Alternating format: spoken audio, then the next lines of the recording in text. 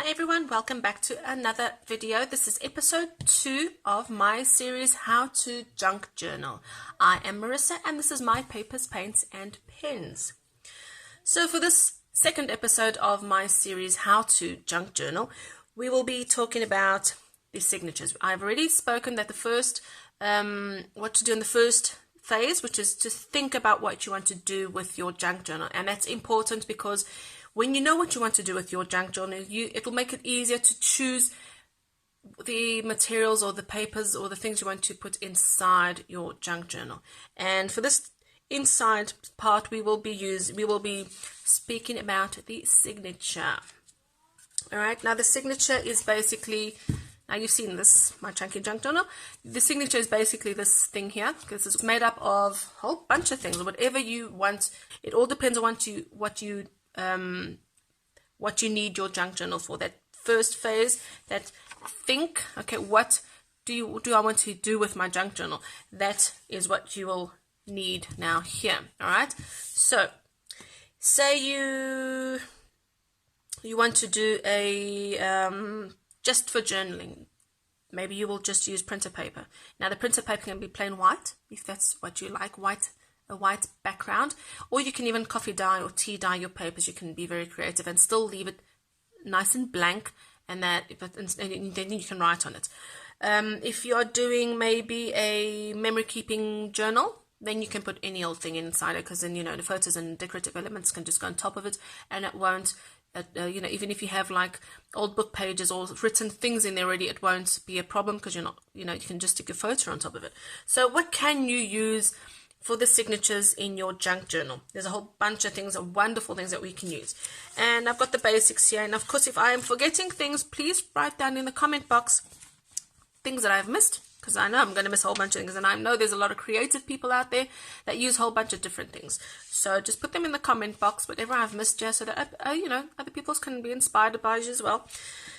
So what can we use? We can use old book pages. Yes, definitely old book pages. I think this is what most people use when we do our junk journals, all right? Sometimes we just cut that and we have 2 pieces of paper, and then we just do that so we can get that signature. And sometimes we just leave it as a double page, all right? And we use this as our signature, all right? Let's construct our signature, and we just keep putting things inside there.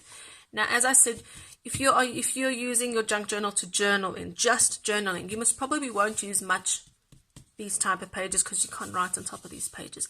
But there is a thing that we can do when if you use these pages in a journal that you just want to use for writing in. I know some people use their journals to writing to make like a daily journal or a weekly journal. We write things every day. I don't have that much inspiration to write every single day, but I did try it, and one thing I noticed was I just didn't know what to write. I did not know what to write. And in that journal I had written this text old book pages in them, and this helped a lot, because a simple phrase or a simple word would help me get me inspired to write about something, about that word or about that phrase. And so that if you really want a journal that's just blank pages and no book pages, and you just want to journal in it, you've got to be really good at journaling. All right, you've got to find that inspiration elsewhere. But if you're that type of person that you really don't know what to write about, a book page is actually quite a good idea, even if you're doing a journal just for writing, because you can find inspiration in a word or in a sentence, in something. All right, so don't be afraid to use these book pages, even if you are doing a journal just for journaling. All right. So next, normal printer paper. Now we've spoken about this. All right, normal printer paper. Fold it in half, and you have, here we go, you have a 1 page for your signature. You can keep it simple and white. Yes, there's no problem about that. But you can also tea dye it, you can coffee dye it, you can echo dye it, you can do distress ink, you can, what other things can you do? You can spray it, so there's a lot of things you can do, just give it some color, if that is what you want. All right. And then old documents. Old documents is great. Old documents and letters.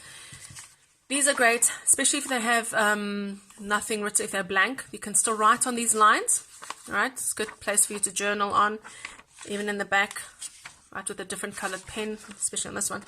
Letters is the same thing as old book pages. You cannot write on top of this. This could be some there could be a word or a phrase in here that might inspire you to write. If you're doing a journal where you'll just be putting photos on, a photo can go nicely on top of here. It'll be like a decorative background, and that'll actually make a very pretty background for your photos, and even it will make a nice decorative piece if you cut like little corners to decorate your pages. All right. And envelopes make a great element on our junk journals. All right, we can use them upright and do little pockets like this, and open it here, close it up there. We can fold them halfway and then use that as a signature, putting 2 or 3 together, etc., etc. You can dye your envelopes. This was a simple white envelope, and I dyed it with some tea, pink tea. You can use fabrics, of course. Fabrics are really, really great as well. Give that lovely texture, different texture for different pages. You can use filler paper. Now, filler paper is, well, I call it filler paper. I don't know if that's the real name for it, but what is filler paper? Have you ever bought handbags or shoes and you got that filler paper inside? It just fills up the empty space. That's filler paper. I love using that for in my junk journals.